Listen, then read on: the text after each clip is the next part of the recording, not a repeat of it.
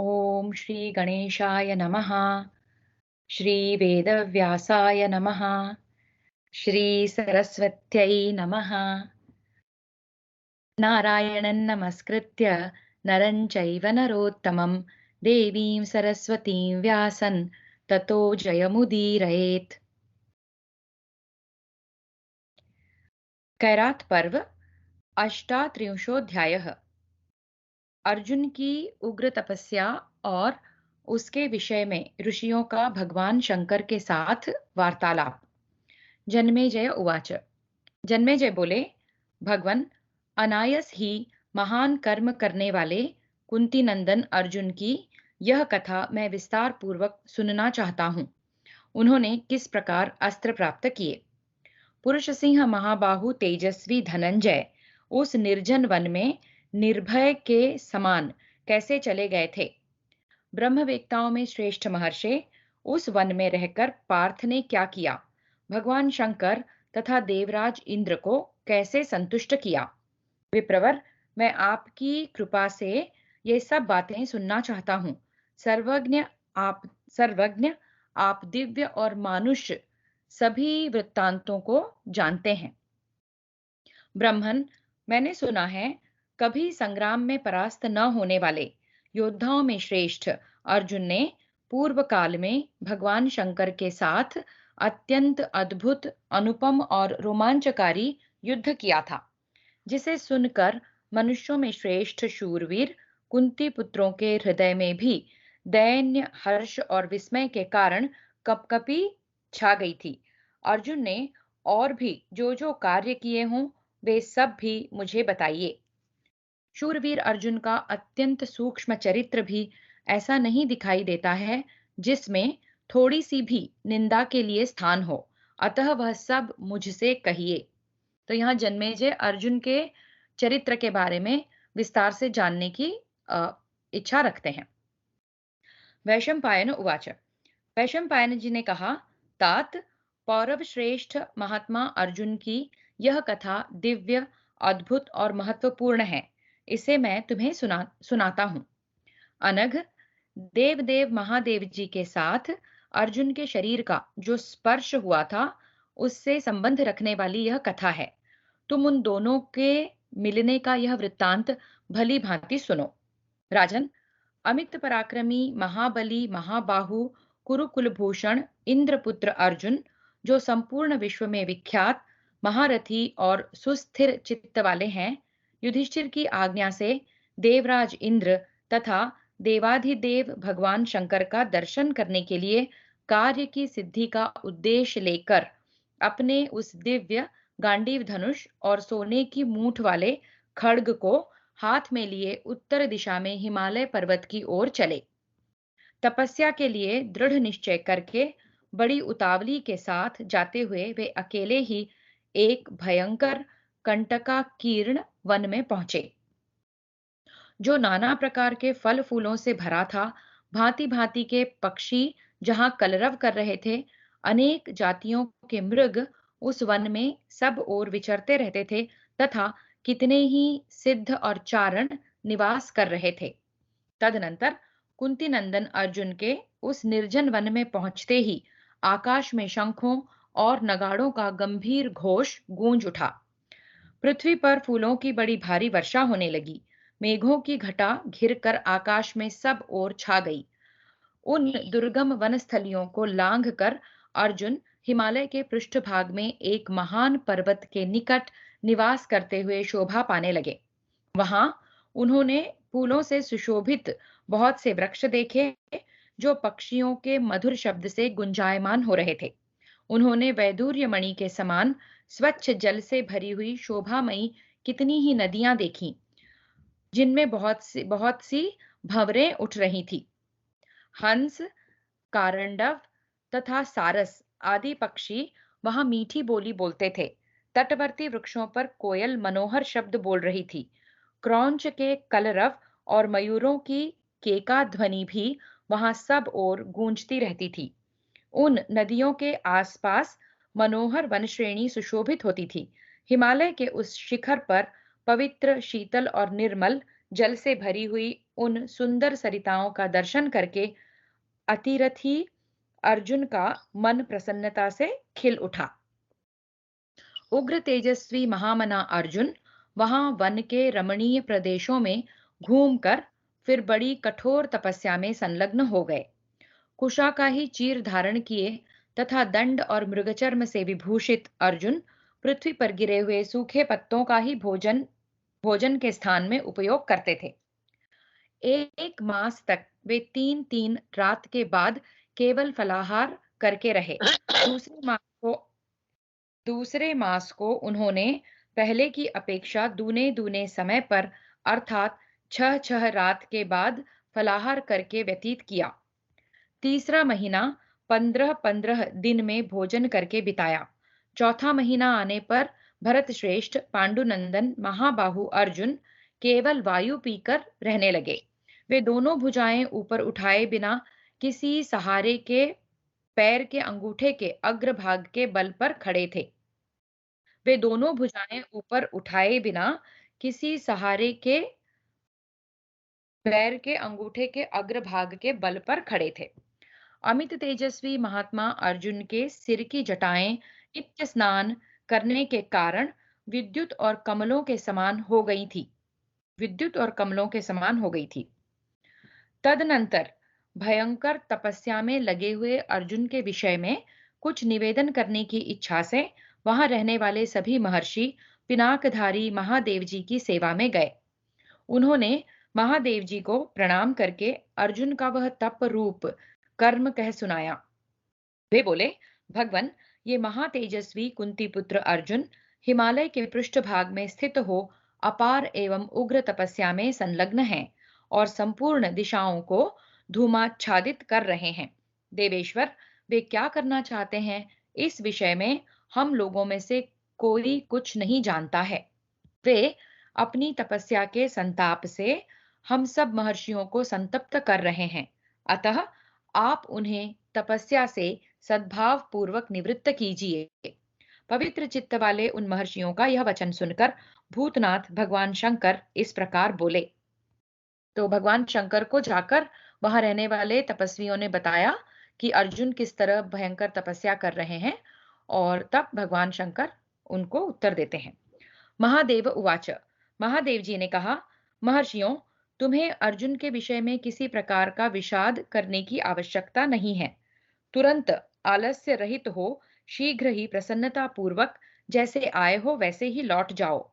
अर्जुन के मन में जो संकल्प है मैं उसे भली भांति जानता हूँ। उन्हें स्वर्गलोक की कोई इच्छा नहीं है। वे ऐश्वर्य तथा आयु भी नहीं चाहते। वे जो कुछ पाना चाहते हैं वह सब मैं आज ही पूर्ण करूंगा। वैशंपायन उवाच, वैशंपायन जी कहते हैं, भगवान शंकर का यह वचन सुनकर वे सत्यवादी महर्षि प्रसन्न चित्त हो फिर अपने आश्रमों को लौट गए। इस प्रकार श्री महाभारत वन पर्व के अंतर्गत कैरात पर्व में महर्षियों तथा भगवान शंकर के संवाद से संबंध रखने वाला 38वां अध्याय पूरा हुआ। तो यहाँ अर्जुन की तपस्या शुरू हुई है। महर्षियों ने शंकर जी को बताया, शंकर जी को पहले से ज्ञात है और वो अर्जुन जो चाहता है वो उसे देंगे। अब एकोनचत्वारिंशोऽध्यायः। भगवान शंकर और अर्जुन का युद्ध, अर्जुन पर उनका प्रसन्न होना एवं अर्जुन के द्वारा भगवान शंकर की स्तुति। वैशंपायन उवाच, वैशंपायन जी कहते हैं, जन्मेजय, उन सब तपस्वी महात्माओं के चले जाने पर सर्व पापहारी पिनाकपाणी भगवान शंकर किरात वेश धारण करके सुवर्णमय वृक्ष के सदृश दिव्य कांति से उद्भासित होने लगे। उनका शरीर दूसरे मेरु पर्वत के समान दीप्तिमान और विशाल था। वे एक शोभायमान धनुष और सर्पों के समान विषाक्त बाण लेकर बड़े वेग से चले, मानो साक्षात अग्निदेव ही देह धारण करके निकले हों।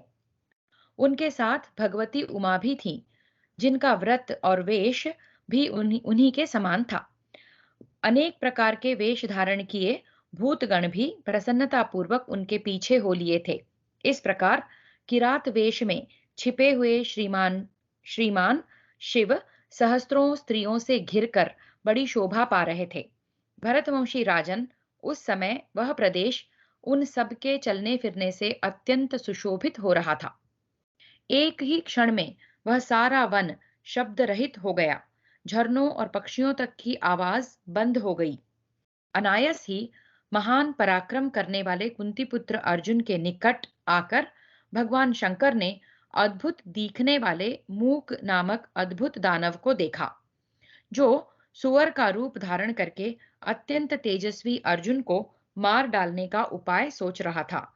उस समय अर्जुन ने गांडीव धनुष और विषैले सर्पों के समान भयंकर बाण हाथ में ले धनुष पर प्रत्यंचा चढ़ाकर उसकी टंकार से दिशाओं को प्रतिध्वनित करके कहा, अरे, तू यहाँ आए हुए मुझ निरपराध को मारने के अरे, तू यहाँ आए हुए मुझ निरपराध को मारने की घात में लगा है, इसलिए मैं आज पहले ही तुझे यमलोक भेज दूंगा।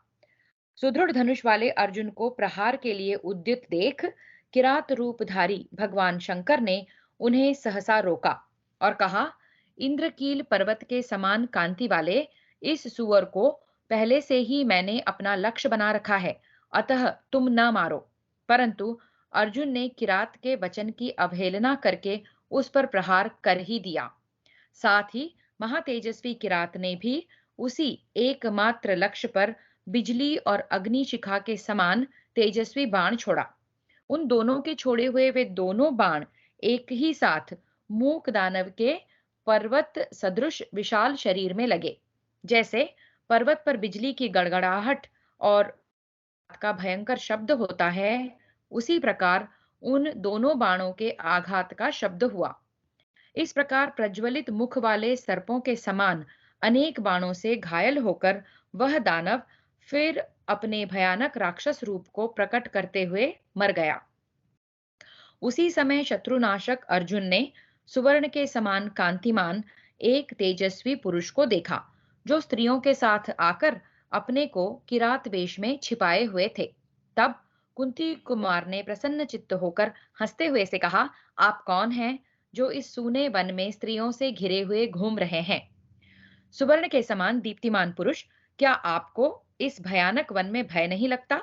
यह सुअर तो मेरा लक्ष्य था, आपने क्यों इस पर बाण चलाया? यह राक्षस पहले यहीं मेरे पास आया था और मैंने इसे काबू में कर लिया था। आपने किसी कामना से इस शूकर को मारा हो या मेरा तिरस्कार करने के लिए, किसी दशा में भी मैं आपको जीवित नहीं छोड़ूंगा। यह मृगया का धर्म नहीं है जो आज आपने मेरे साथ किया है। आप पर्वत के निवासी हैं, तो भी उस अपराध के कारण मैं आपको जीवन से वंचित कर दूंगा।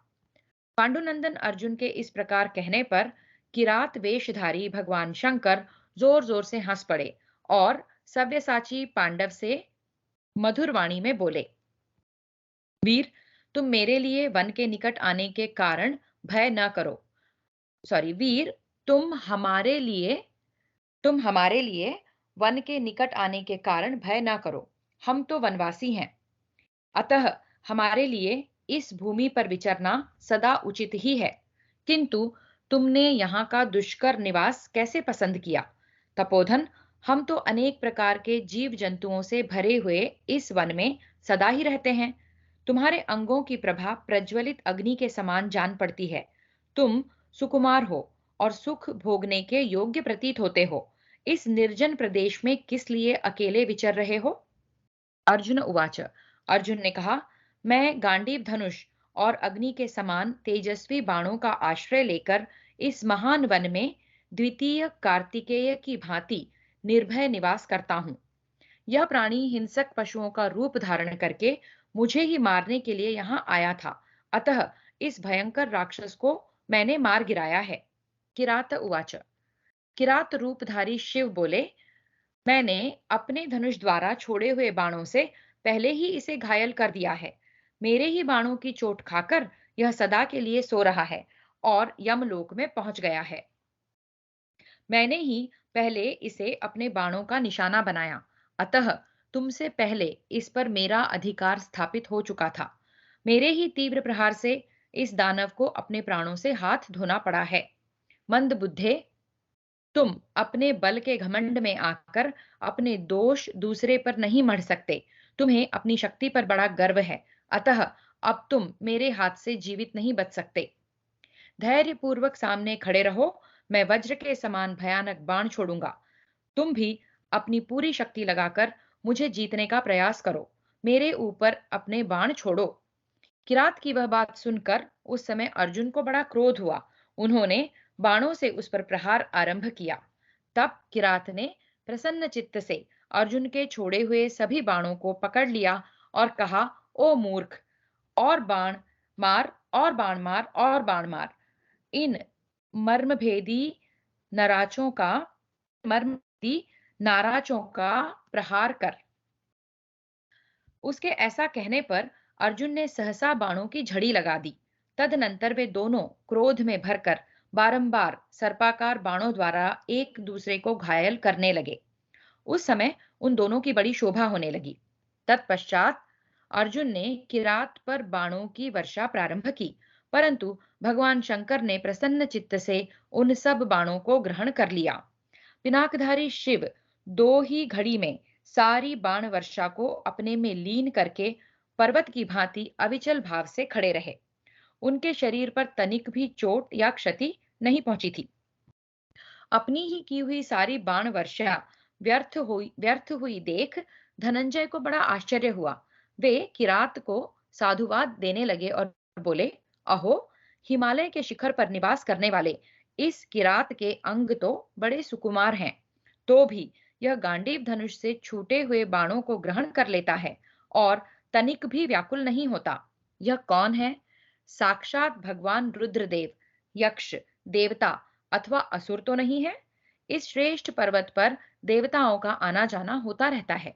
मैंने सहस्रों बार जिन बाण समूहों की वृष्टि की है, उनका वेग पिनाकधारी भगवान शंकर के सिवा दूसरा कोई नहीं सह सकता। यदि यह रुद्रदेव से भिन्न व्यक्ति है, तो यह देवता हो या यक्ष, मैं इसे तीखे बाणों से मारकर अभी यमलोक भेजता हूँ। राजन, यह सोचकर प्रसन्नचित्त अर्जुन ने सहस्रों किरणों को फैलाने वाले भगवान भास्कर की भांति सैकड़ों मर्मभेदी नाराजों का प्रहार किया, परंतु त्रिशूलधारी भूत भावन भगवान भव ने हर्ष भरे हृदय से उन सब नाराजों को उसी प्रकार आत्मसात कर लिया जैसे पर्वत पत्थरों की वर्षा को। उस समय एक ही क्षण में अर्जुन के सारे बाण समाप्त हो चले। उन बाणों का इस प्रकार विनाश देखकर उनके मन में बड़ा भय समा गया। विजयी अर्जुन ने उस समय भगवान अग्निदेव का चिंतन किया, जिन्होंने खांडव वन में प्रत्यक्ष दर्शन देकर उन्हें 2 अक्षय तुणीर प्रदान किए थे। वे मन ही मन सोचने लगे, मेरे सारे बाण नष्ट हो गए। अब मैं धनुष से क्या चलाऊंगा? यह कोई अद्भुत पुरुष है जो मेरे सारे बाणों को खाए जा रहा है। अच्छा, अब मैं शूल के अग्रभाग से घायल किए जाने वाले हाथी की भांति इसे धनुष की कोटी यानी कि नोक से मारकर दंडधारी यमराज के लोक में पहुंचा देता हूं। ऐसा विचार कर महातेजस्वी अर्जुन ने किरात को अपने धनुष की कोटि से पकड़कर उसकी प्रत्यंचा में उसके शरीर को फंसाकर खींचा और वज्र के समान दुस्सह मुष्टि प्रहार से पीड़ित करना प्रारंभ किया। शत्रुवीरों का संहार करने वाले कुंती कुमार अर्जुन ने जब धनुष की कोटि से प्रहार किया, तब उस पर्वतीय किरात ने अर्जुन के उस दिव्य धनुष को भी अपने में लीन कर लिया। तदनंतर धनुष के ग्रस्त हो जाने पर अर्जुन हाथों में तलवार लेकर खड़े हो गए और युद्ध का अंत कर देने की इच्छा से वेग पूर्वक उस पर आक्रमण किया। उनकी वह तलवार पर्वतों पर भी कुंठित नहीं होती थी। कुरुनंदन अर्जुन ने अपने भुजाओं की पूरी शक्ति लगाकर किरात के मस्तक पर उस तीक्ष्ण धार वाली तलवार से वार किया, परंतु उसके मस्तक से टकराते ही वह उत्तम तलवार टूक टूक हो गई। तब अर्जुन ने वृक्षों, शिलाओं से युद्ध करना आरंभ किया।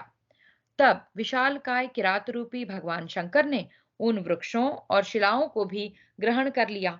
यह देखकर महाबली कुंती कुमार अपने वज्रतुल्य मुक्कों से दुर्धर्ष किरात सदृश रूप वाले भगवान शिव पर प्रहार करने लगे। उस समय क्रोध के आवेश से अर्जुन के मुख से धूम प्रकट हो रहा था। तदनंतर किरात रूपी भगवान शिव भी अत्यंत दारुण और इंद्र के वज्र के समान दुस्सह मुक्कों से मारकर अर्जुन को पीड़ा देने लगे। फिर तो घमासान युद्ध में लगे हुए पांडुनंदन अर्जुन तथा किरात रूपी शिव के मुक्कों का एक दूसरे के शरीर पर प्रहार होने से बड़ा भयंकर चट चट शब्द होने लगा। वृत्रासुर और इंद्र के समान उन दोनों का वह रोमांचकारी बाहु युद्ध 2 घड़ी तक चलता रहा। तत्पश्चात बलवान वीर अर्जुन ने अपनी छाती से किरात को बड़े जोर जोर से मारा। तब महाबली किरात ने भी विपरीत चेष्टा करने वाले पांडुनंदन अर्जुन पर आघात किया।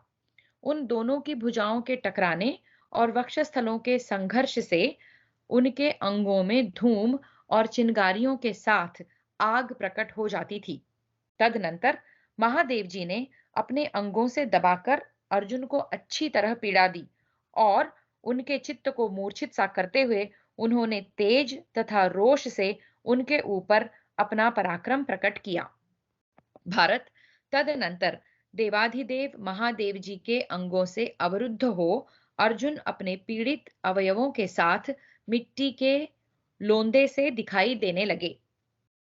महात्मा भगवान शंकर के द्वारा भली भांति नियंत्रित हो जाने के कारण अर्जुन की श्वास क्रिया बंद हो गई। वे निष्प्राण की भांति चेष्टाहीन होकर पृथ्वी पर गिर पड़े। 2 घड़ी तक उसी अवस्था में पड़े रहने के पश्चात जब अर्जुन को चेत हुआ तब वे उठकर खड़े हो गए।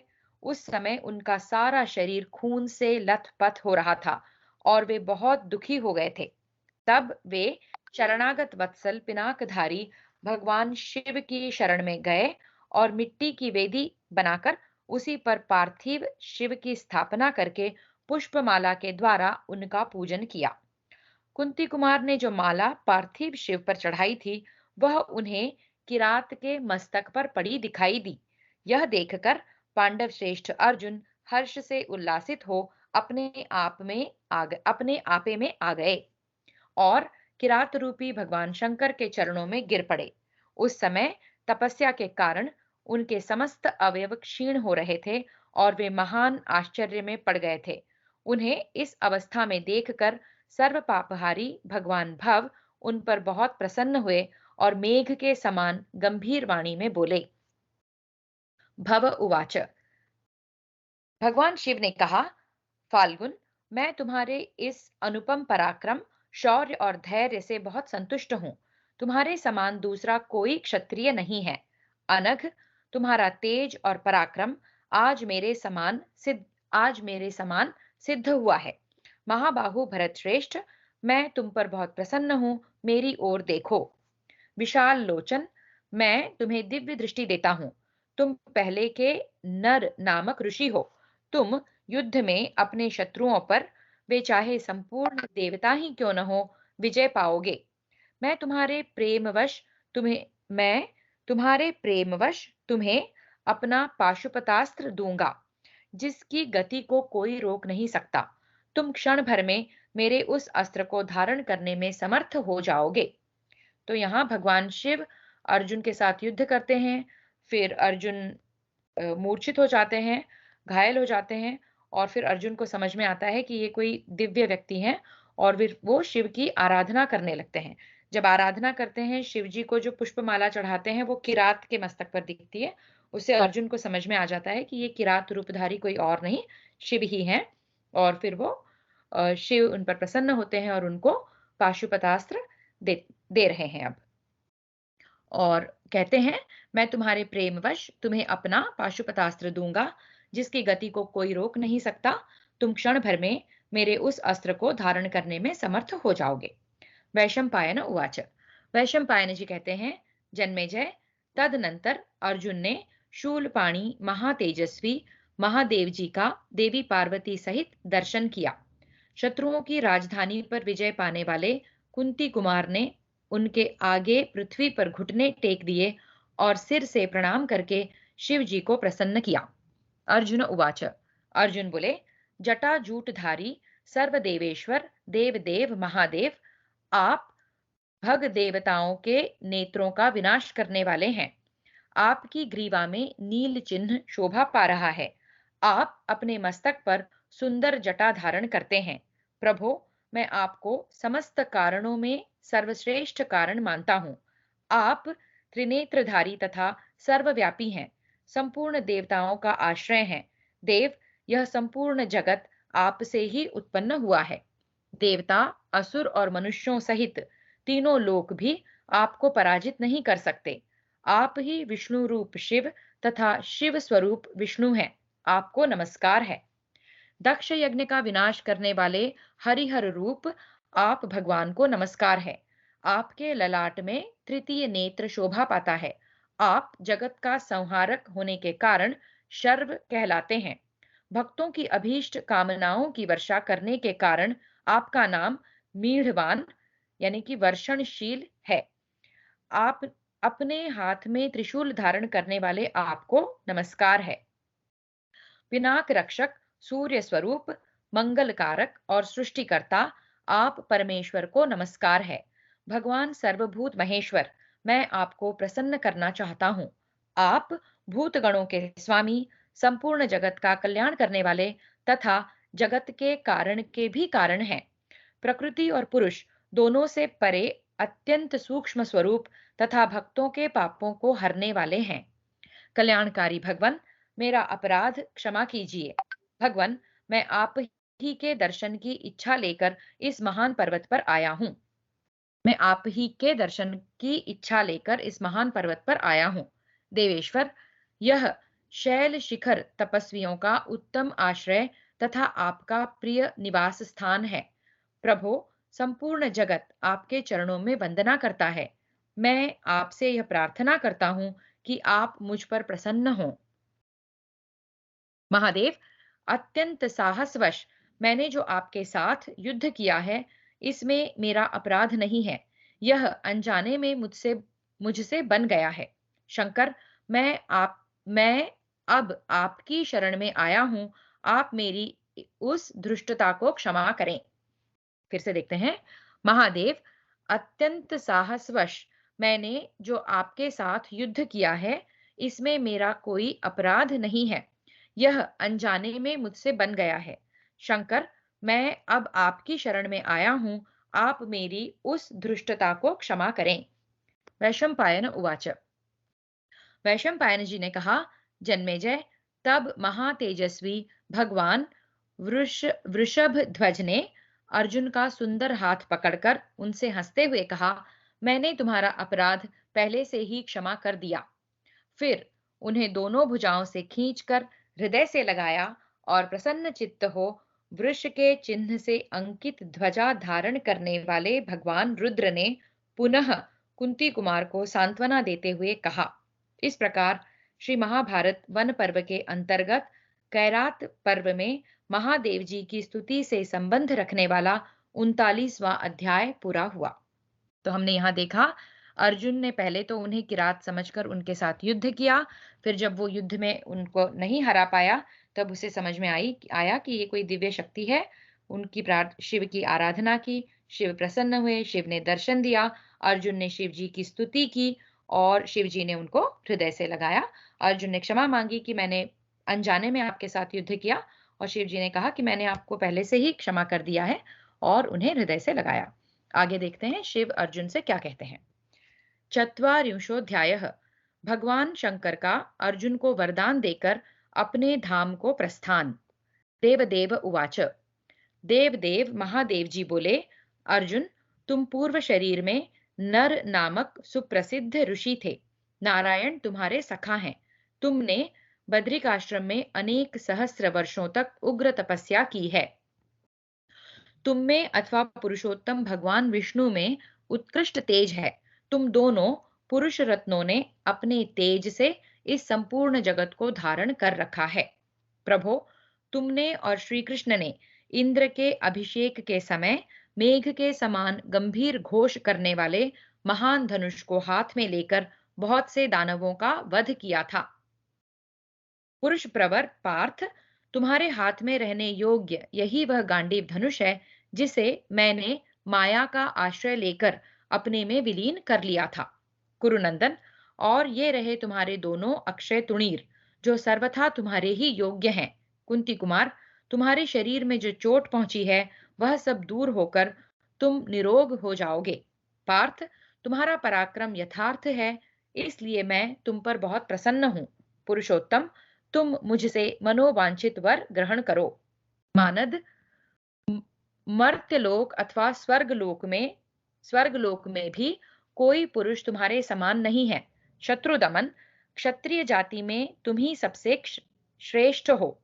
अर्जुन उवाच। अर्जुन बोले, भगवान वृषध्वज, यदि आप प्रसन्नता पूर्वक मुझे इच्छानुसार वर देते हैं तो प्रभो, मैं उस भयंकर दिव्यास्त्र पाशुपत को प्राप्त करना चाहता हूँ जिसका नाम ब्रह्मशिर है।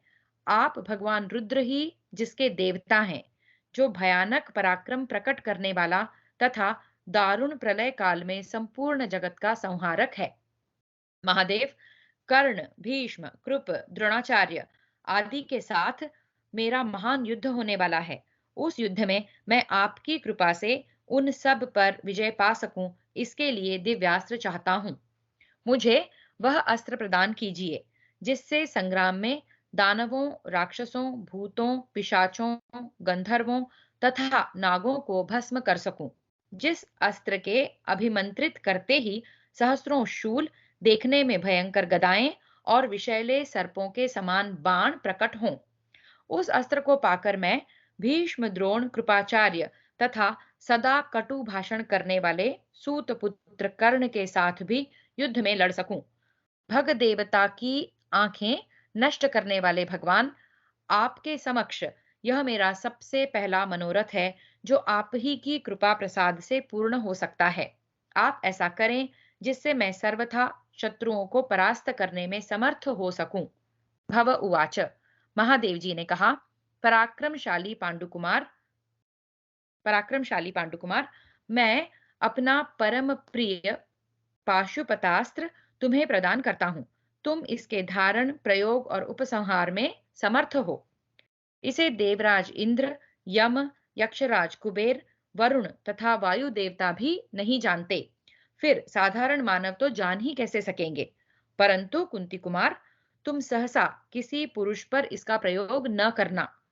यदि किसी अल्प शक्ति योद्धा पर इसका प्रयोग किया गया तो यह संपूर्ण जगत का नाश कर डालेगा। चराचर प्राणियों सहित समस्त त्रिलोकी में कोई ऐसा पुरुष नहीं है जो इस अस्त्र द्वारा मारा न जा सके। इसका प्रयोग करने वाला पुरुष अपने मानसिक संकल्प से, दृष्टि से, वाणी से तथा धनुष बाण द्वारा भी शत्रुओं को नष्ट कर सकता है। वैशंपायन उवाच। ये बहुत इंटरेस्टिंग है, फिर से देखते हैं। चराचर प्राणियों सहित समस्त त्रिलोकी में ऐसा कोई पुरुष नहीं है जो इस अस्त्र द्वारा मारा न जा सके। इसका प्रयोग करने वाला पुरुष, यानी कि इस कॉन्टेक्स्ट में अर्जुन, इसका प्रयोग करने वाला पुरुष अपने मानसिक संकल्प से, दृष्टि से, वाणी से तथा धनुष बाण द्वारा भी शत्रुओं को नष्ट कर सकता है। वैशंपायन उवाच। वैशंपायन जी कहते हैं, जन्मेजय, यह सुनकर कुंती पुत्र अर्जुन तुरंत ही पवित्र एवं एकाग्र चित्त हो शिष्य भाव से भगवान विश्वेश्वर की शरण गए और बोले, भगवन, मुझे इस पाशुपतास्त्र का उपदेश कीजिए। तब भगवान शिव ने रहस्य और उपसंहार सहित पाशुपतास्त्र का उन्हें उपदेश दिया। उस समय वह अस्त्र जैसे पहले त्रिनेत्रधारी उमापति शिव की सेवा में उपस्थित हुआ था, उसी प्रकार मूर्तिमान यमराज तुल्य पांडव श्रेष्ठ अर्जुन के पास आ गया। तब अर्जुन ने बहुत प्रसन्न होकर उसे ग्रहण किया। अर्जुन के पाशुपतास्त्र ग्रहण करते ही पर्वत, वन, वृक्ष, समुद्र, वनस्थली, ग्राम, नगर तथा आकरों यानी कि खानों सहित सारी पृथ्वी कांप उठी। उस शुभ मुहूर्त के आते ही शंख और दुंदुभियों के शब्द होने लगे। सहस्रों भेरियां बज उठीं। आकाश में वायु के टकराने का महान शब्द होने लगा। तदनंतर वह भयंकर अस्त्र मूर्तिमान हो, अग्नि के समान प्रज्वलित तेजस्वी रूप से अमित पराक्रमी पांडुनंदन अर्जुन के पार्श्व भाग में खड़ा हो गया। यह बात देवताओं और दानवों ने प्रत्यक्ष देखी। भगवान शंकर के स्पर्श करने से अमित तेजस्वी अर्जुन के शरीर में जो कुछ भी अशुभ था वह नष्ट हो गया। उस समय भगवान त्रिलोचन ने अर्जुन को यह आज्ञा दी कि तुम स्वर्ग लोक को जाओ। राजन, तब अर्जुन ने भगवान के चरणों में मस्तक रखकर प्रणाम किया और हाथ जोड़कर उनकी ओर देखने लगे। तत्पश्चात देवताओं के स्वामी, जितेंद्रिय तथा परम बुद्धिमान कैलाशवासी उमा वल्लभ भगवान शिव ने पुरुष प्रवर अर्जुन को वह महान गांडीव धनुष दिया जो दैत्यों और पिशाचों का संहार करने वाला था, जिसके तट, शिखर और कंदराएं हिमाच्छादित होने के कारण श्वेत दिखाई देती हैं। पक्षी और महर्षिगण सदा जिसका सेवन करते हैं, उस मंगलमय गिरिश्रेष्ठ इंद्रकील को छोड़कर भगवान शंकर भगवती उमा देवी के साथ अर्जुन के देखते देखते आकाश मार्ग से चले गए। इस प्रकार श्री महाभारत वन पर्व के अंतर्गत कैरात पर्व में शिव प्रस्थान विषयक 40वां अध्याय पूरा हुआ। तो यहाँ शिवजी ने अर्जुन को पाशुपतास्त्र दिया, पाशुपतास्त्र के उपयोग करने के क्या नियम हैं ये बताए, और उसका उपयोग और उपसंहार का मंत्र, उसकी विधि भी समझाई। और उन्होंने शिवजी ने अर्जुन को स्पर्श करके अर्जुन में जो कुछ भी मलिन था, जो कुछ कोई भी अगर दोष रहे होंगे उनका भी निवारण कर दिया। इस प्रकार अर्जुन ने शिवजी से पाशुपतास्त्र प्राप्त किया। यहाँ पर एक चत्वारिंशोऽध्यायः। अर्जुन के पास दिक्पालों का आगमन एवं उन्हें दिव्यास्त्र प्रदान तथा इंद्र का उन्हें स्वर्ग में चलने का आदेश। वैशंपायन उवाच। वैशंपायन जी कहते हैं, जन्मेजय, अर्जुन के देखते देखते पिनाकधारी भगवान वृषभ ध्वज अदृश्य हो गए, मानो भुवन भास्कर भगवान सूर्य अस्त हो गए हों। भारत, तदनंतर शत्रुवीरों का संहार करने वाले अर्जुन को यह सोचकर बड़ा आश्चर्य हुआ कि आज मुझे महादेव जी का प्रत्यक्ष दर्शन प्राप्त हुआ है। मैं धन्य हूँ, भगवान का मुझ पर बड़ा अनुग्रह है कि त्रिनेत्रधारी, सर्व पापहारी एवं अभीष्ट वर देने वाले पिनाकपाणी भगवान शंकर ने मूर्तिमान होकर मुझे दर्शन दिया और अपने कर कमलों से मेरे अंगों का स्पर्श किया। आज मैं अपने आप को परम कृतार्थ मानता हूँ।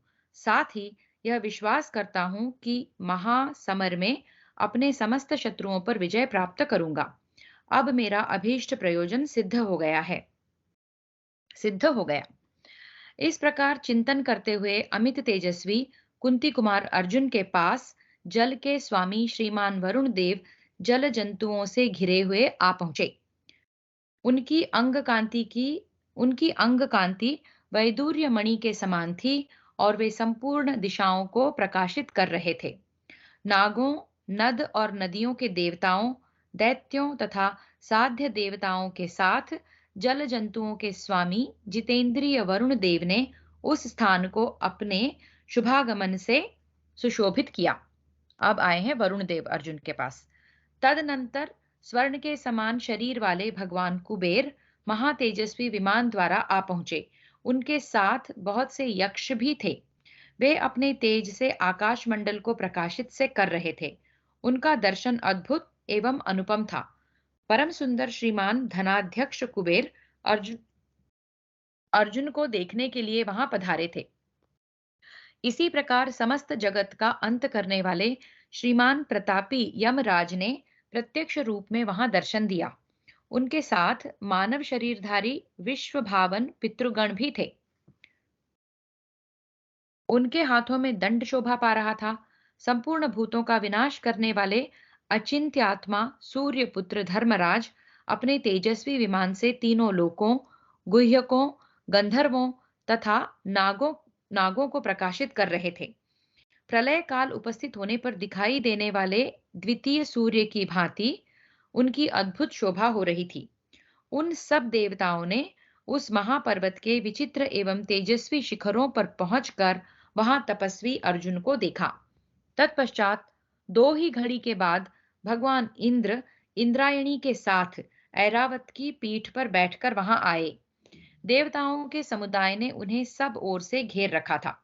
उनके मस्तक पर श्वेत छत्र तना हुआ था, जिससे वे शुभ्र वर्ण के मेघ खंड से आच्छादित चंद्रमा के समान सुशोभित हो रहे थे। बहुत से तपस्वी ऋषि तथा गंधर्व गण उनकी स्तुति करते थे। वे उस पर्वत के शिखर पर आकर ठहर गए, मानो वहां सूर्य प्रकट हो गए हों। तदनंतर मेघ के समान गंभीर स्वर वाले परम धर्मज्ञ एवं बुद्धिमान यमराज दक्षिण दिशा में स्थित हो यह शुभ वचन बोले। वहां काफी देवी देवता आए हैं और अब यमराज कुछ बोल रहे हैं। अर्जुन, हम सब लोकपाल यहाँ आए हुए हैं। तुम हमें देखो। हम तुम्हें दिव्य दृष्टि देते हैं। तुम हमारे दर्शन के अधिकारी हो। तुम महामना एवं महाबली पुरातन महर्षि नर हो। तात, ब्रह्मा जी की आज्ञा से तुमने मानव शरीर ग्रहण किया है। अनघ, वसुओं के अंश से उत्पन्न महापराक्रमी और परम धर्मात्मा पितामह भीष्म को तुम संग्राम में जीत लोगे। भरद्वाज पुत्र द्रोणाचार्य के द्वारा सुरक्षित क्षत्रिय समुदाय भी, जिसका स्पर्श अग्नि के समान भयंकर है, तुम्हारे द्वारा पराजित होगा। कुरुनंदन, मानव शरीर में उत्पन्न हुए महाबली दानव तथा निवात कवच नामक दैत्य भी तुम्हारे हाथ से मारे जाएंगे। धनंजय, संपूर्ण जगत को उष्णता प्रदान करने वाले मेरे पिता भगवान सूर्य के अंश से उत्पन्न महापराक्रमी कर्ण भी तुम्हारा वध्य होगा। शत्रुओं का संहार करने वाले कुंती कुमार, देवताओं, दानवों तथा राक्षसों के जो अंश पृथ्वी पर उत्पन्न हुए हैं, वे युद्ध में तुम्हारे द्वारा मारे जाकर अपने कर्म फल के अनुसार यथोचित गति प्राप्त करेंगे। फाल्गुन, संसार में तुम्हारी अक्षय कीर्ति स्थापित होगी। तुमने यहाँ महासमर में साक्षात महादेव जी को संतुष्ट किया है। महाबाहो, भगवान श्री कृष्ण के साथ मिलकर तुम्हें इस पृथ्वी का भार भी हल्का करना है।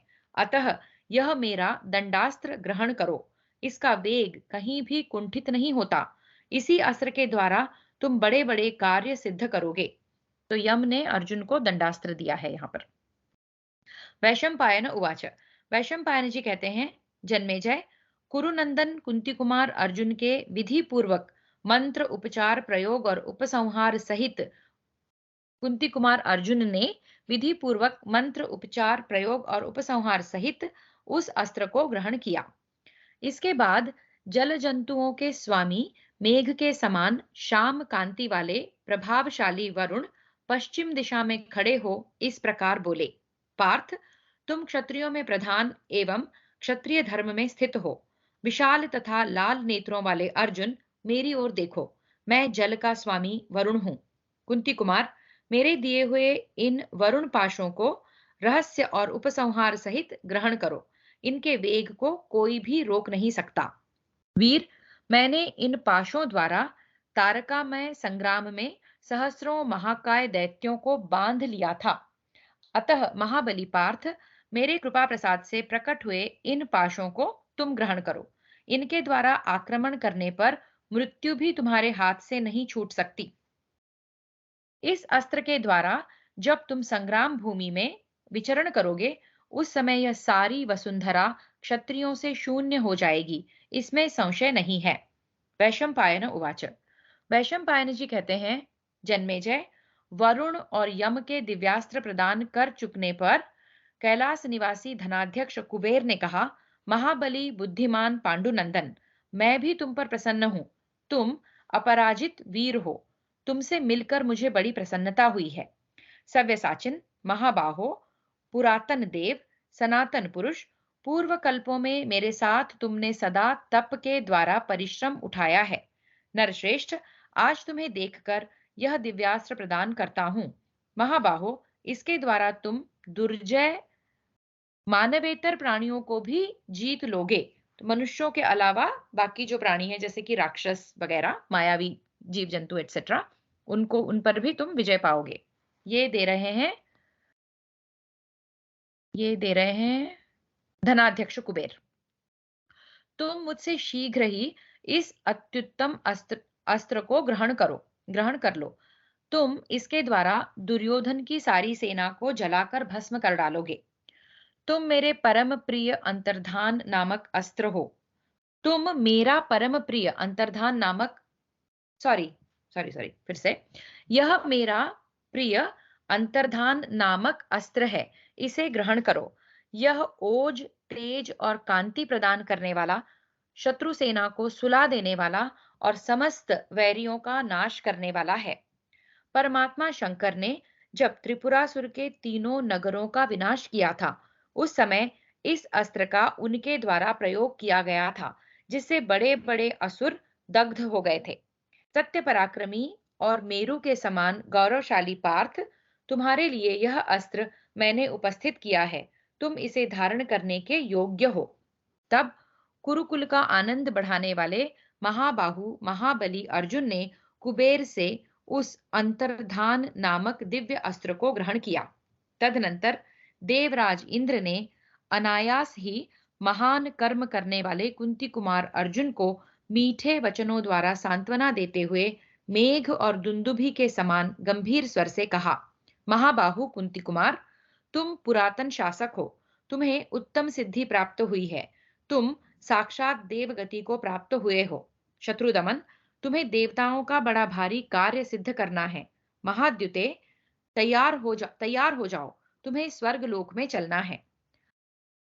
मातली के द्वारा जोता हुआ दिव्य रथ तुम्हें लेने के लिए पृथ्वी पर आने वाला है। कुरुनंदन, वहीं यानी कि स्वर्ग में मैं तुम्हें दिव्यास्त्र प्रदान करूंगा। उस पर्वत शिखर पर एकत्र हुए उन सभी लोकपालों का दर्शन करके परम बुद्धिमान धनंजय को बड़ा विस्मय हुआ। तत्पश्चात महातेजस्वी अर्जुन ने वहां पधारे हुए लोकपालों का मीठे वचन, जल और फलों के द्वारा भी विधि पूर्वक पूजन किया। इसके बाद इच्छानुसार मन के समान वेग वाले समस्त देवता अर्जुन के प्रति सम्मान प्रकट करके जैसे आए थे वैसे ही चले गए। तदनंतर देवताओं से दिव्यास्त्र प्राप्त करके पुरुषोत्तम अर्जुन को बड़ी प्रसन्नता हुई। उन्होंने अपने आप को कृतार्थ एवं पूर्ण मनोरथ माना। कार श्री महाभारत वन पर्व के अंतर्गत कैरात पर्व में देव प्रस्थान विषयक 41वां अध्याय पूरा हुआ। तो यहाँ हमने देखा अलग अलग लोकपाल देवता आकर अर्जुन को अलग अलग अस्त्र देते हैं और इंद्र उन्हें स्वर्गलोक में बुलाते हैं। आगे चलते हैं। इंद्र लोकाभिगमन पर्व द्विचत्वारिंशोऽध्यायः। अर्जुन का हिमालय से विदा होकर मातली के साथ स्वर्गलोक को प्रस्थान। वैशंपायन उवाच।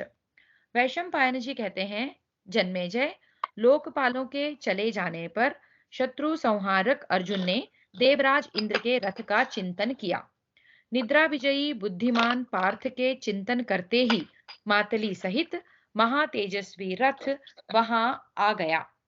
वह रथ आकाश वह रथ आकाश को अंधकार शून्य मेघों की घटा को वह रथ आकाश को अंधकार शून्य मेघों की घटा को विदीर्ण और महान मेघ की गर्जना के समान गंभीर शब्द से दिशाओं को परिपूर्ण सा कर रहा था।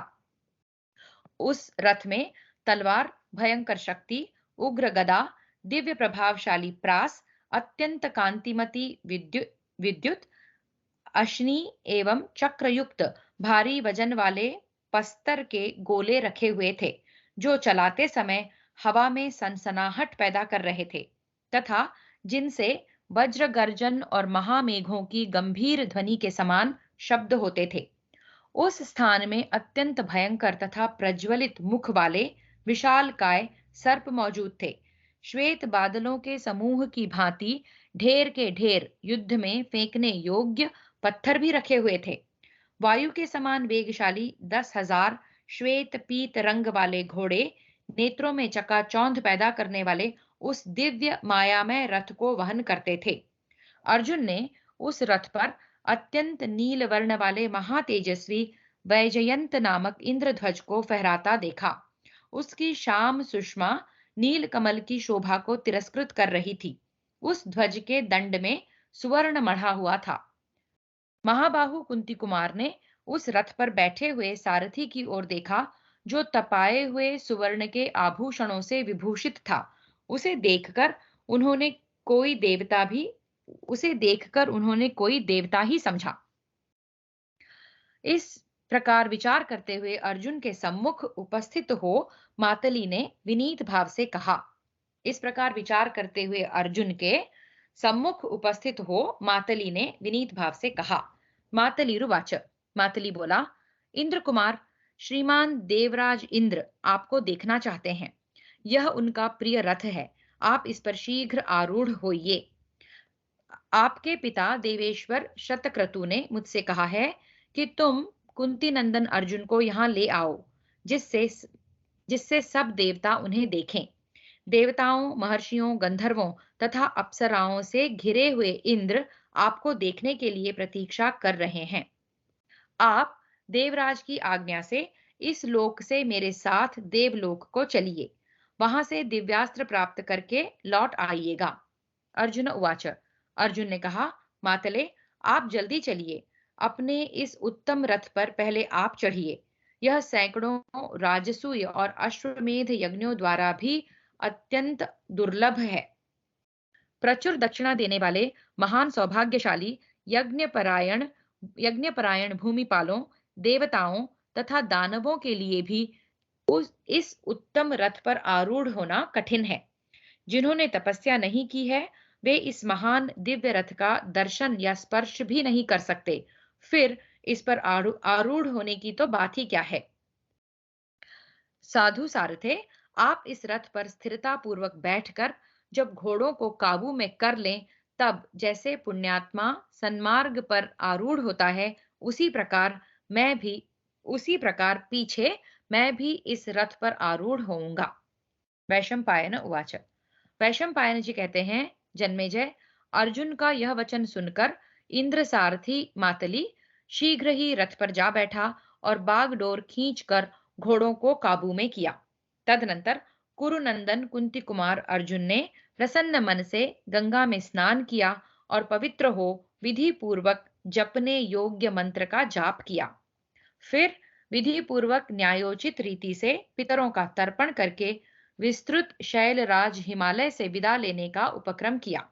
गिरिराज, तुम साधु महात्माओं, पुण्यात्मा मुनियों तथा स्वर्ग मार्ग की अभिलाषा रखने वाले पुण्यकर्मा मनुष्यों के सदा शुभ आश्रय हो।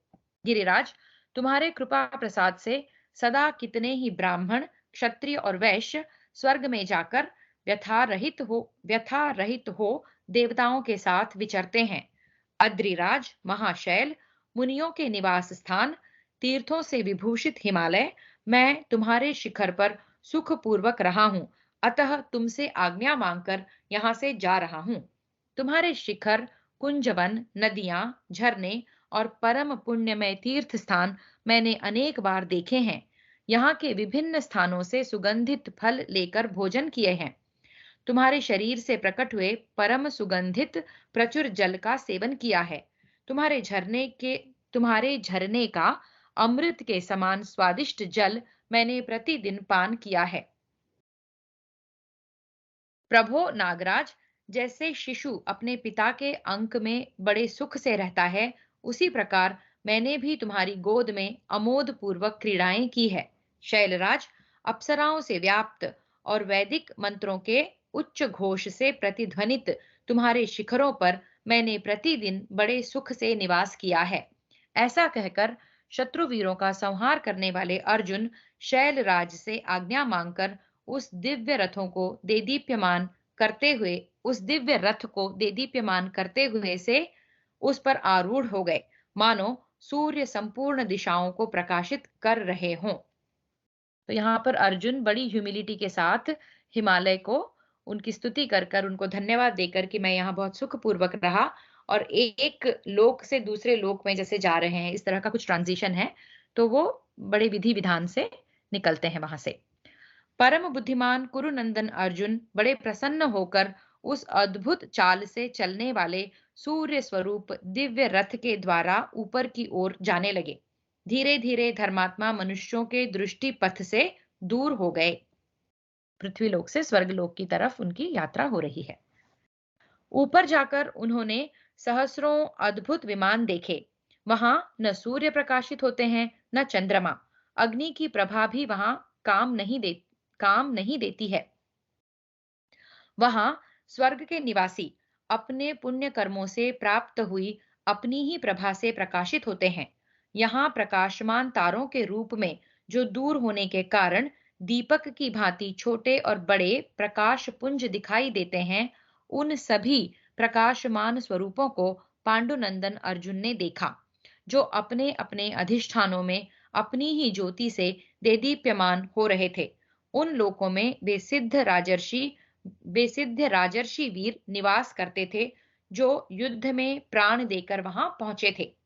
हमने ये वर्णन नारद जी जब युधिष्ठिर को बताते हैं अलग अलग लोगों की सभा, उसमें भी कुछ इस तरह का वर्णन पढ़ा था, वो आपको याद आएगा शायद।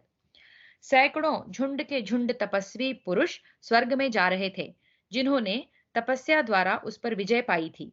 सूर्य के समान प्रकाशमान सहस्रों गंधर्वों, गुह्यकों, ऋषियों तथा अप्सराओं के समूहों को और उनके स्वतः प्रकाशित होने वाले लोगों को देखकर अर्जुन को बड़ा आश्चर्य होता था।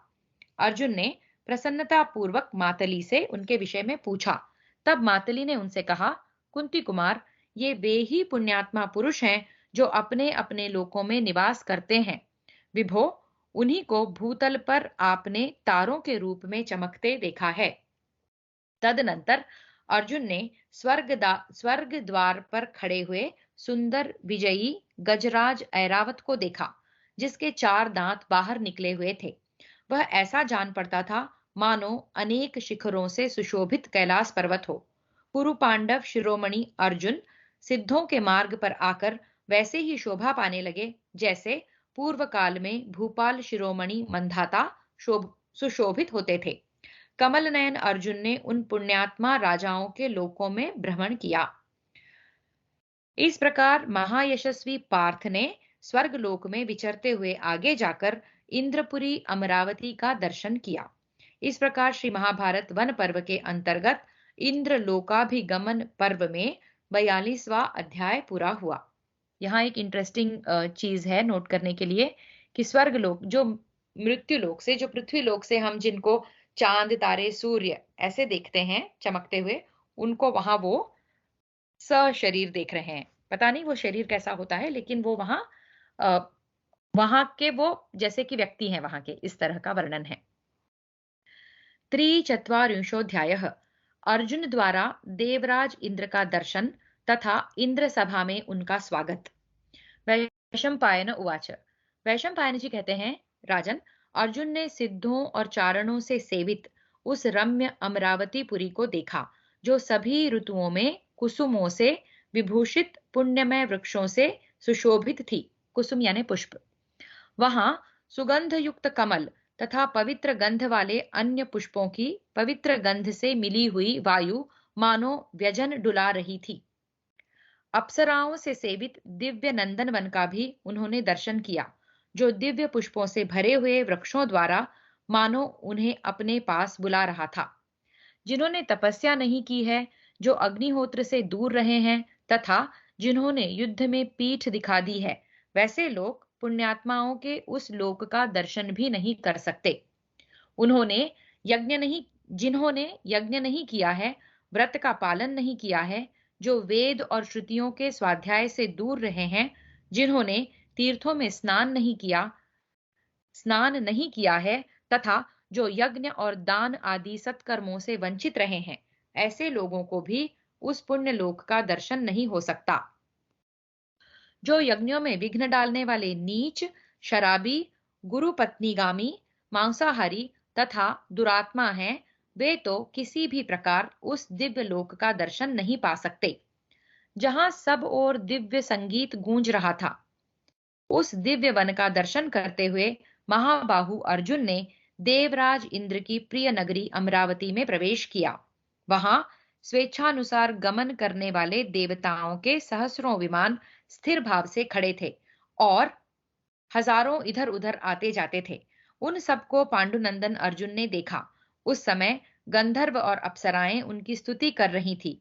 फूलों की सुगंध का भार वहन करने वाली पवित्र मंद मंद वायु मानो उनके लिए चमर डुला रही थी। तदनंतर देवताओं, गंधर्वों, सिद्धों और महर्षियों ने अत्यंत प्रसन्न होकर अनायास ही महान कर्म करने वाले कुंती कुमार अर्जुन का स्वागत सत्कार किया। कहीं उन्हें आशीर्वाद मिलता और कहीं स्तुति प्रशंसा प्राप्त होती थी। स्थान स्थान पर दिव्य वाद्यों की मधुर ध्वनि से उनका स्वागत हो रहा था। इस प्रकार महाबाहु अर्जुन शंख और दुंदुभियों के गंभीर नाद से गूंजते हुए सुरवीथी नाम से प्रसिद्ध विस्तृत नक्षत्र मार्ग पर चलने लगे। इंद्र की आज्ञा से कुंती कुमार का सब ओर स्तवन हो रहा था और इस प्रकार वे गंतव्य मार्ग पर बढ़ते चले जा रहे थे। वहां साध्य, विश्वदेव, मरुदगण, अश्विनी कुमार, आदित्य, वसु, रुद्र तथा विशुद्ध ब्रह्मर्षि गण और अनेक राजर्षि गण एवं दिलीप आदि बहुत से राजा, तुम्बुरु, नारद, हाहा, हूहू आदि गंधर्व गण विराजमान थे। शत्रुओं का दमन करने वाले कुरुनंदन अर्जुन ने उन सबसे विधि पूर्वक मिलकर अंत में 100 यज्ञों का अनुष्ठान करने वाले देवराज इंद्र का दर्शन किया। उन्हें देखते ही महाबाहु पार्थ उस उत्तम रथ से उतर पड़े और देवेश्वर पिता पाक शासन इंद्र को उन्होंने प्रत्यक्ष देखा। अब अर्जुन अपने पिता से मिल रहे हैं यहाँ। उनके मस्तक पर श्वेत छत्र तना हुआ था जिसमें मनोहर स्वर्ण में दंड शोभा पा रहा था। उनके उभय पार्श्व में दिव्य सुगंध से वासित चमर डुलाए जा रहे थे। उभय यानी दोनों दोनों साइड पर चमर डुलाए जा रहे थे। विश्वावसु आदि गंधर्व स्तुति और वंदना पूर्वक उनके गुण गाते थे। श्रेष्ठ ब्रह्मर्षि गण ऋग्वेद, यजुर्वेद और सामवेद के इंद्र देवता संबंधी मंत्रों द्वारा उनका स्तवन कर रहे थे। तदनंतर बलवान कुंती कुमार ने निकट जाकर देवेंद्र के चरणों में मस्तक रख दिया और उन्होंने अपनी गोल गोल मोटी भुजाओं को उठाकर अर्जुन को हृदय से लगा लिया। तत्पश्चात इंद्र ने अर्जुन का हाथ पकड़कर अपने देवर्षि गण सेवित पवित्र सिंहासन पर उन्हें पास ही बिठा लिया।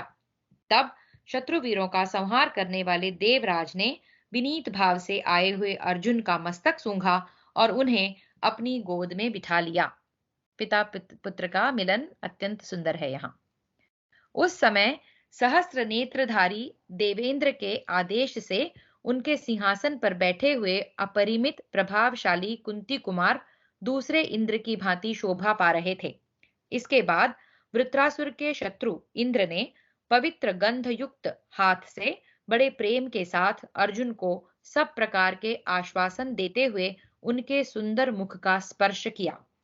अर्जुन की सुंदर विशाल भुजाएं प्रत्यंचा खींचकर बाण चलाने की रगड़ से कठोर हो गई थी। वे देखने में सोने के खंभे जैसी जान पड़ती थी। देवराज उन भुजाओं पर धीरे धीरे हाथ फेरने लगे। वज्रधारी इंद्र वज्रधारण जनित चिन्ह से सुशोभित दाहिने हाथ से अर्जुन को बार बार सांत्वना देते हुए उनकी भुजाओं को धीरे धीरे थपथपाने लगे। सहस्त्र नयनों से सुशोभित वृत्रसूदन इंद्र निद्रा विजयी अर्जुन को मुस्कुराते हुए से देख रहे थे। उस समय इंद्र की आंखें हर्ष से खिल उठी थी। वे उन्हें देखने से तृप्त नहीं होते थे। जैसे कृष्ण पक्ष की चतुर्दशी को उदित हुए सूर्य और चंद्रमा आकाश की शोभा बढ़ाते हैं, उसी प्रकार एक सिंहासन पर बैठे हुए देवराज इंद्र और कुंती कुमार अर्जुन देव सभा को सुशोभित कर रहे थे। इंद्र और अर्जुन मानो सूर्य और चंद्रमा जैसे लग रहे थे। उस समय वहां सामगान में निपुण तुम्बुरु आदि श्रेष्ठ गंधर्वगण सामगान के नियमानुसार अत्यंत मधुर स्वरों में गाथा गान करने लगे। घृताची, मेनका, रंभा, पूर्वचित्ती, स्वयंप्रभा, उर्वशी, मिश्रकेशी, दंडगौरी, वरूथिनी, गोपाली, सहजन्या, कुंभयोनी, प्रजागरा, चित्रसेना, चित्रलेखा, सहा और मधुरस्वरा ये तथा और भी सहस्रों अप्सराएं वहां इंद्र सभा में भिन्न भिन्न स्थानों पर नृत्य करने लगी। वे कमल लोचना अप्सराएं सिद्ध पुरुषों के बीच सिद्ध पुरुषों के भी चित्त को प्रसन्न करने में संलग्न थी। उनके कटी प्रदेश और नितंब विशाल थे। नृत्य करते समय उनके उन्नत स्तन कंपमान हो रहे थे। उनके कटाक्ष, हाव भाव तथा माधुर्य आदि मन, बुद्धि एवं चित्त की संपूर्ण वृत्तियों का अपहरण कर लेते थे। इस प्रकार श्री महाभारत वन पर्व के अंतर्गत लोकाभिगमन पर्व में इंद्र सभा दर्शन विषयक 43वां अध्याय पूरा हुआ। तो हमने यहाँ देखा कि पहले तो इंद्र के सारथी आते हैं लेने और उस रथ का वर्णन देखा, अत्यंत दिव्य है। फिर अर्जुन हिमालय का आदर सम्मान करते हुए, हिमालय को धन्यवाद करते हुए वहां से निकलते हैं, इंद्र सभा में पहुंचते हैं। उनकी वहां प्रशंसा होती है, उनकी स्तुति गाई जा रही है। फिर इंद्र जो कि अर्जुन के पिता हैं, वो बड़े प्रेम से उनसे मिलते हैं और अप्सराओं का नृत्य, गंधर्वों का गायन, ये सब उस सभा में हो रहा है। चतुश्चत्वारिंशोऽध्यायः अर्जुन को अस्त्र और संगीत की शिक्षा। वैशंपायन उवाच। वैशंपायन जी कहते हैं, जन्मेजय, तदनंतर देवराज इंद्र का अभिप्राय जानकर देवताओं और गंधर्वों ने उत्तम अर्घ्य लेकर कुंती कुमार अर्जुन का यथोचित पूजन किया। राजकुमार अर्जुन को पाद्य, अर्घ्य, आचमनीय आदि उपचार अर्पित करके देवताओं ने उन्हें इंद्र भवन में पहुंचा दिया। इस प्रकार देव समुदाय से पूजित हो पांडु कुमार अर्जुन अपने पिता के घर में रहने और उनसे उपसंहार सहित महान अस्त्रों की शिक्षा ग्रहण करने लगे। उन्होंने इंद्र के हाथ से उनके प्रिय एवं दुस्सह अस्त्र वज्र और भारी गड़गड़ाहट पैदा करने वाली उन अश्नियों को ग्रहण किया, जिनका प्रयोग करने पर जगत में मेघों की घटा घिर आती है और मयूर नृत्य करने लगते हैं। मयूर यानी मोर। सब अस्त्रों की शिक्षा ग्रहण कर लेने पर पांडुपुत्र पार्थ ने अपने भाइयों का स्मरण किया, परंतु पुरंदर के विशेष अनुरोध से वे मानव गणना के अनुसार 5 वर्षों तक वहां सुखपूर्वक ठहरे रहे। तदनंतर इंद्र ने अस्त्र शिक्षा में निपुण कुंती कुमार से उपयुक्त अवसर आने पर कहा, कुंती नंदन, तुम चित्रसेन से नृत्य और गीत की शिक्षा ग्रहण कर लो। कुंती नंदन, मनुष्य लोक में जो अब तक प्रचलित नहीं है, देवताओं की उस विद्या कला का ज्ञान प्राप्त कर लो जिससे तुम्हारा भला हो। पुरंदर ने अर्जुन को संगीत की शिक्षा देने के लिए उन्हीं के मित्र चित्रसेन को नियुक्त कर दिया। मित्र से मिलकर दुख शोक से रहित अर्जुन बड़े प्रसन्न हुए। चित्रसेन ने उन्हें गीत, वाद्य और नृत्य की बार बार शिक्षा दी, तो भी द्यूत जनित अपमान का स्मरण करके तपस्वी अर्जुन को तनिक भी शांति नहीं मिली। उन्हें दुशासन तथा सुबल पुत्र शकुनी के वध के लिए मन में बड़ा रोष होता था तथा चित्रसेन के सहवास से भी कभी कभी उन्हें अनुपम प्रसन्नता प्राप्त नहीं होती थी, जिससे उन्होंने नृत्य, गीत और वाद्य की उस अनुपम कला को पूर्ण रूप से उपलब्ध कर लिया। शत्रुवीरों का हनन करने वाले वीर अर्जुन ने नृत्य संबंधी अनेक गुणों की शिक्षा पाई, वाद्य और गीत विषयक सभी गुण सीख लिए, तथापि भाइयों और माता कुंती का स्मरण करके उन्हें कभी चैन नहीं पड़ता था। इस प्रकार श्री महाभारत वन पर्व के अंतर्गत इंद्र लोकाभिगमन पर्व में अर्जुन की अस्त्रादि शिक्षा से संबंध रखने वाला 44वां अध्याय पूरा हुआ। तो यहाँ पर हमने देखा कि इंद्र उनको अर्जुन को भवन में लेकर जाते हैं, वो सुखपूर्वक वहां रह रहे हैं और अस्त्र शस्त्रों की विद्या वो सब तो सीखते ही हैं। साथ में इंद्र उनको कहते हैं कि यहाँ पर तुम जो है नृत्य, गायन वगैरह की कला को भी सीख लो।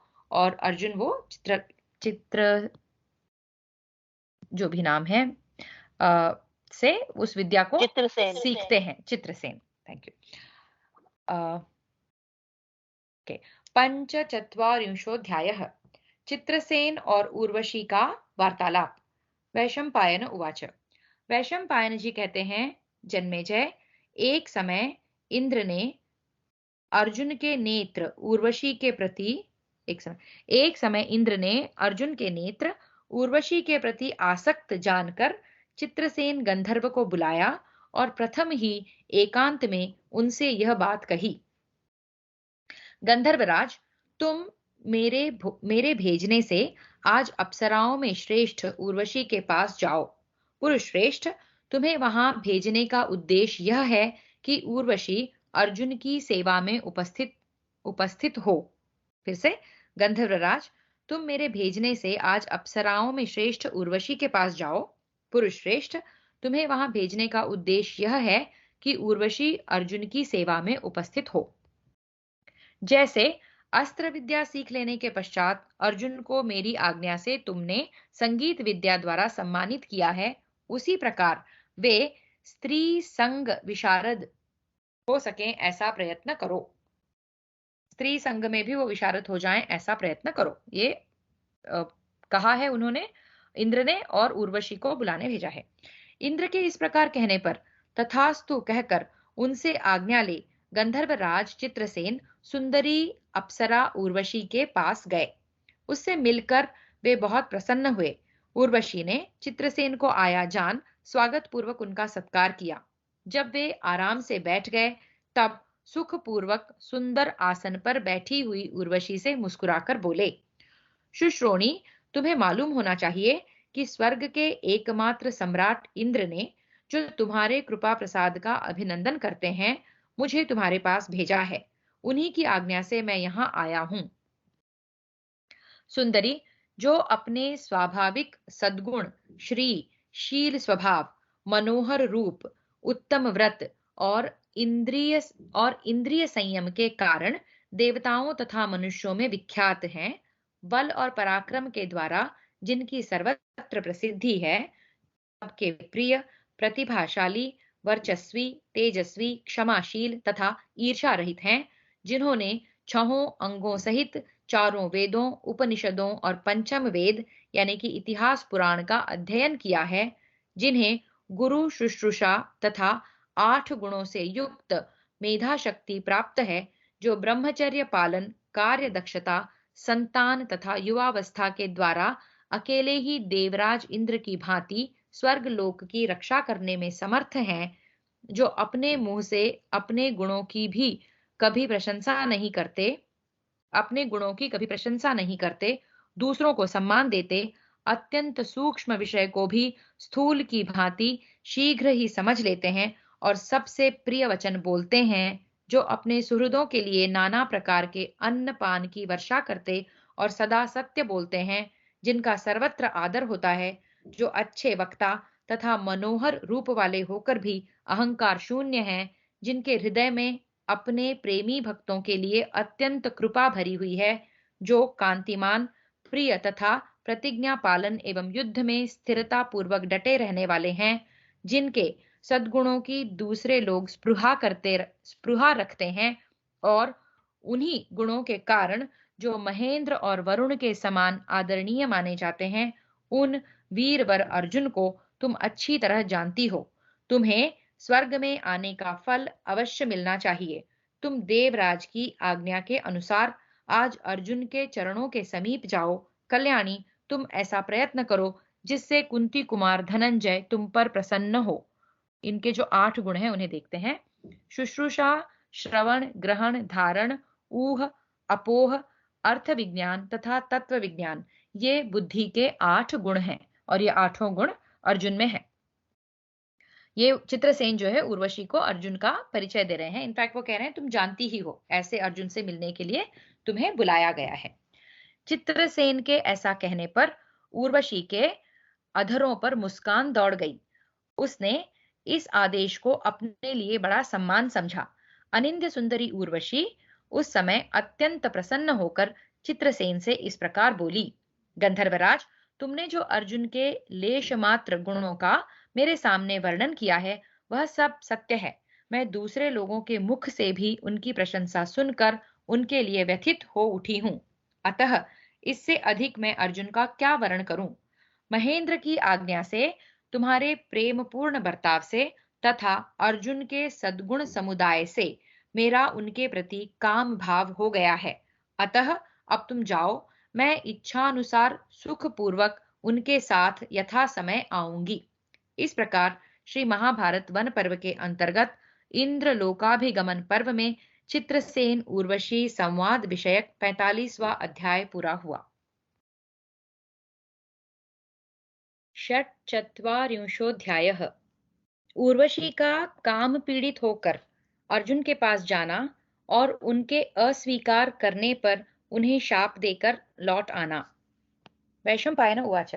वैशंपायन जी कहते हैं, जन्मेजय, तदनंतर कृतकृत्य हुए गंधर्वराज चित्रसेन को विदा करके पवित्र मुस्कान वाली उर्वशी ने अर्जुन से मिलने के लिए उत्सुक हो स्नान किया।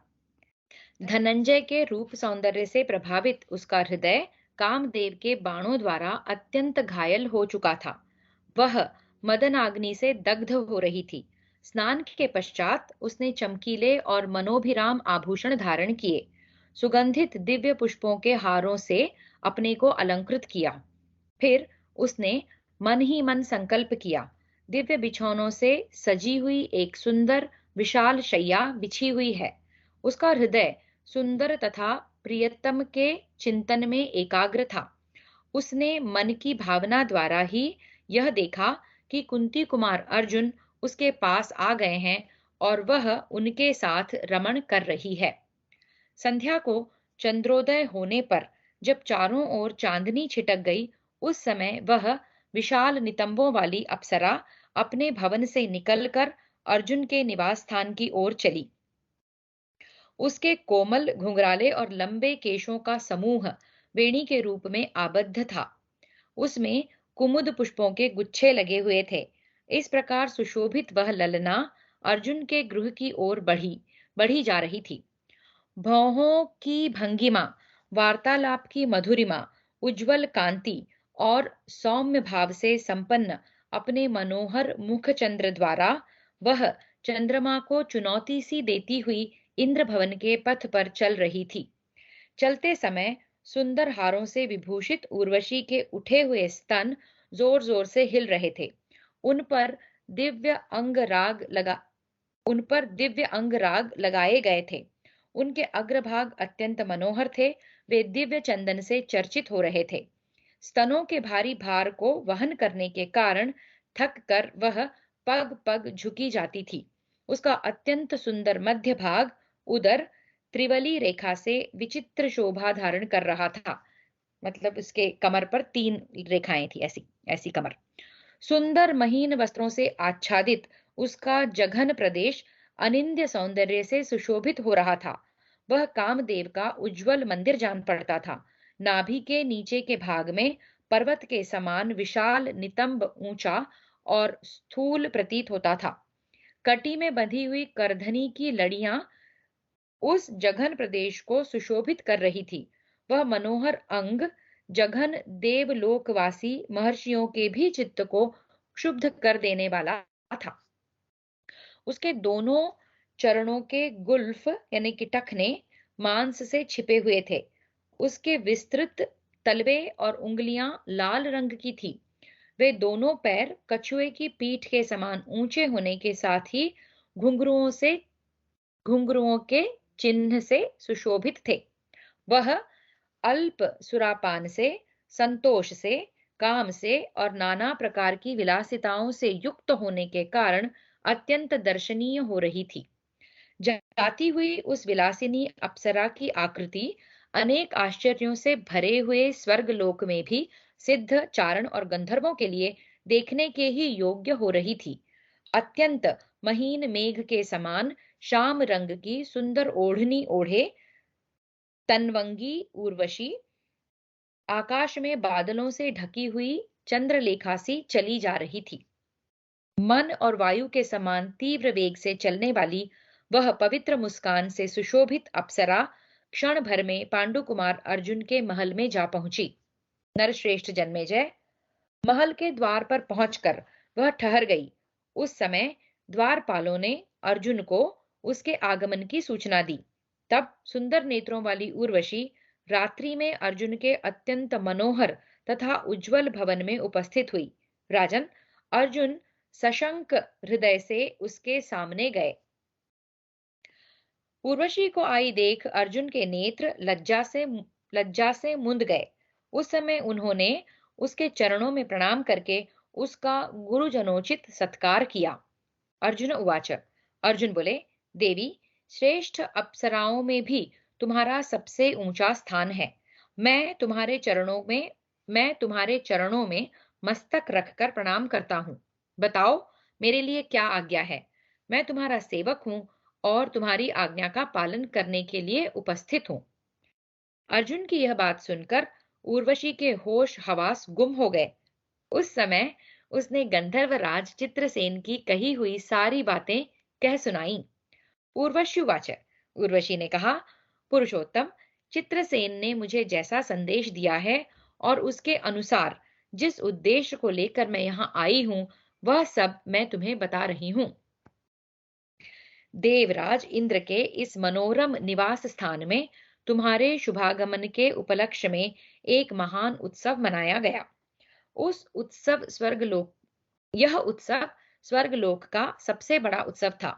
उसमें रुद्र, आदित्य, अश्विनी कुमार और वसुगण, इन सब का सब ओर से समागम हुआ था।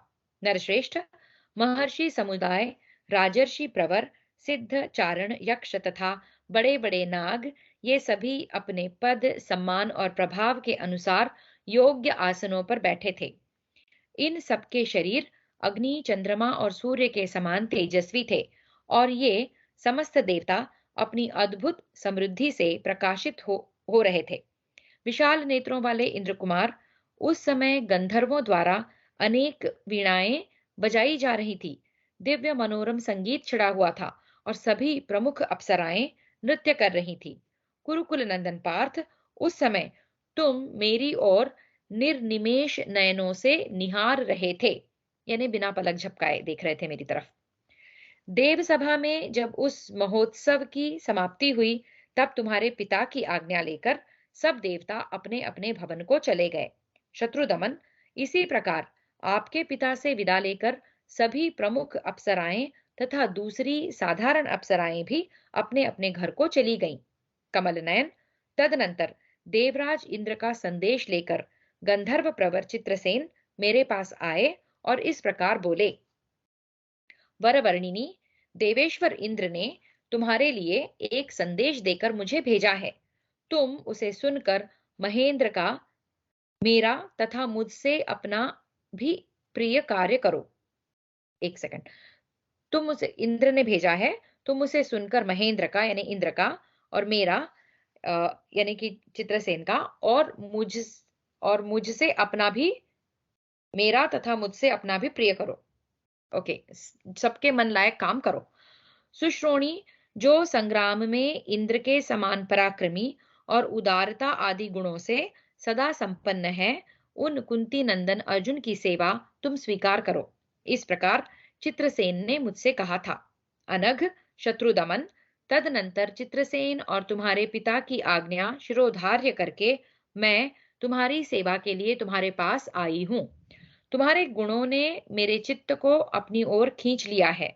मैं कामदेव के वश में हो गई हूँ। वीर, मेरे हृदय में भी चिरकाल से यह मनोरथ चला आ रहा था। वैशंपायन उवाच। वैशंपायन जी कहते हैं, जन्मेजय, स्वर्गलोक में उर्वशी की यह बात सुनकर अर्जुन अत्यंत लज्जा से गड़ गए और हाथों से दोनों कान मूंद कर बोले, सौभाग्यशालिनी भाविनी, तुम जैसी बात कर रही हो उसे सुनना भी मेरे लिए बड़े दुख की बात है।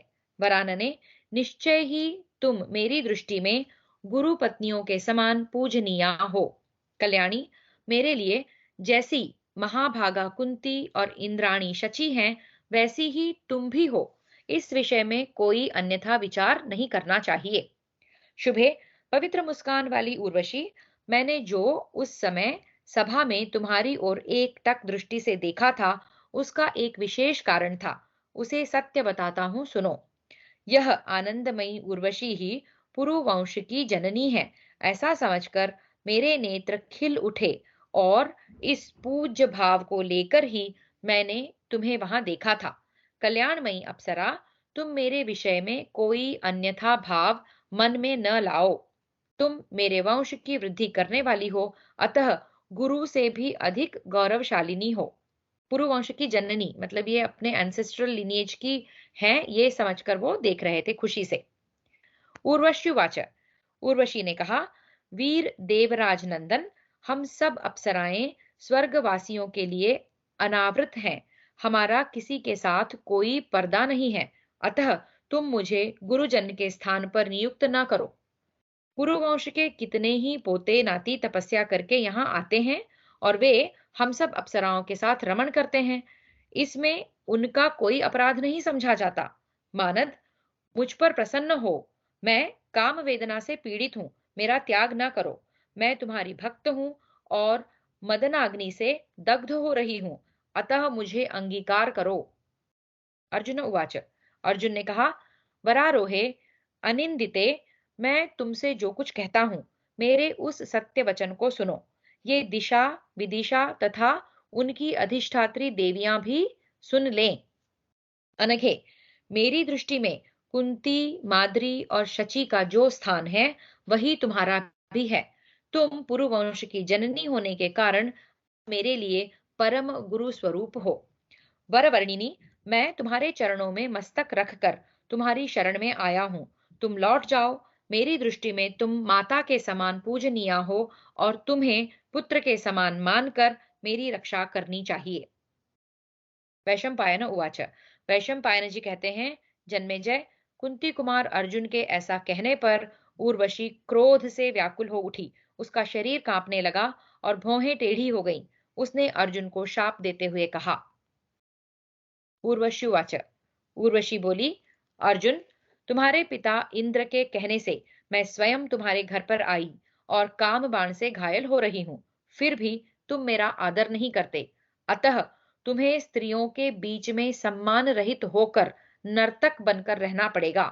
तुम नपुंसक कहलाओगे और तुम्हारा सारा आचार व्यवहार हिजड़ों के ही समान होगा। फड़कते हुए होठों से इस प्रकार श्राप देकर उर्वशी लंबी सांसें खींचती हुई पुनः शीघ्र ही अपने घर को लौट गई। तदनंतर शत्रु दमन पांडुकुमार अर्जुन बड़ी उतावली के साथ चित्रसेन के समीप गए तथा रात में उर्वशी के साथ जो घटना जिस प्रकार घटित हुई वह सब उन्होंने उस समय चित्रसेन को ज्यों की त्यों कह सुनाई। साथ ही उसके शाप देने की बात भी उन्होंने बार बार दोहराई। चित्रसेन ने भी सारी घटना देवराज इंद्र से निवेदन की। तब इंद्र ने अपने पुत्र अर्जुन को बुलाकर एकांत में कल्याणमय वचनों द्वारा सांत्वना देते हुए मुस्कुराकर उनसे कहा, तात, तुम सत्पुरुषों के शिरोमणि हो। तुम जैसे पुत्र को पाकर कुंती वास्तव में श्रेष्ठ पुत्र वाली है। महाबाहो, तुमने अपने धैर्य यानी कि इंद्रिय संयम के द्वारा ऋषियों को भी पराजित कर दिया है। मानद, उर्वशी ने जो तुम्हें शाप दिया है वह तुम्हारे अभीष्ट अर्थ का साधक होगा। अनघ, तुम्हें भूतल पर 13वें वर्ष में अज्ञातवास करना है। वीर, उर्वशी के दिए हुए शाप को तुम उसी वर्ष में पूर्ण कर दोगे। नर्तक वेश और नपुंसक भाव से 1 वर्ष तक इच्छानुसार विचरण करके तुम फिर अपना पुरुषत्व प्राप्त कर लोगे। इंद्र के ऐसा कहने पर शत्रुवीरों का संहार करने वाले अर्जुन को बड़ी प्रसन्नता हुई। फिर तो उन्हें शाप की चिंता छूट गई। पांडुपुत्र धनंजय महायशस्वी गंधर्व चित्रसेन के साथ स्वर्गलोक में सुखपूर्वक रहने लगे। जो मनुष्य पांडुनंदन अर्जुन के इस चरित्र को प्रतिदिन सुनता है, उसके मन में पापपूर्ण विषय भोगों की इच्छा नहीं होती। देवराज इंद्र के पुत्र अर्जुन के इस अत्यंत दुष्कर पवित्र चरित्र को सुनकर मद, दंभ तथा विषयासक्ति आदि दोषों से रहित श्रेष्ठ मानव स्वर्गलोक में जाकर वहां सुखपूर्वक निवास करते हैं। इस प्रकार श्री महाभारत वन पर्व के अंतर्गत इंद्रलोकाभिगमन पर्व में उर्वशी शाप नामक 46वां अध्याय पूरा हुआ। उर्वशी अर्जुन के प्रति मोहित होकर काम भाव से उनके पास आती है, लेकिन अर्जुन कहते हैं कि वो उन्हें माता के रूप में देखते हैं। जैसे कुंती, जैसे इंद्र की पत्नी, उसी तरह वो उर्वशी को भी देखते हैं और उनके प्रति उनके मन में गुरु का भाव है, इसलिए वो इस प्रकार की उनकी किसी इच्छा की पूर्ति नहीं कर सकते। उर्वशी को क्रोध आता है, वो उन्हें शाप देती है कि तुम्हें जो है नपुंसक की तरह, हिजड़ों की तरह रहना पड़ेगा। और उससे व्यथित होकर जब वो अपने पिता से बात करते हैं, पूछते हैं ये ऐसा श्राप मिला है, तो इंद्र उनको बताते हैं कि 13वें वर्ष अज्ञातवास में तुम इस शाप को पूरा कर दोगे और ये तुम्हारे लिए अभीष्ट ही साबित होगा। हरि ओम।